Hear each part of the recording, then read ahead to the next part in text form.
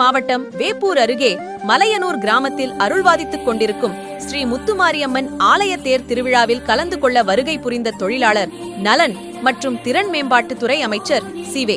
கணேசன் அவர்களை மலையனூர் கிராமத்தில் உள்ள கிராம பொதுமக்கள் வழிநடுவிலும் அவரை சிறப்பாக வரவேற்றனர். மூலஸ்தானத்தில் அவருக்கு கிரீடம் சூட்டி வானவேடிக்கையோடு பொதுமக்களிடம் சேர்ந்து திருத்தேர்வடம் பிடித்தார்.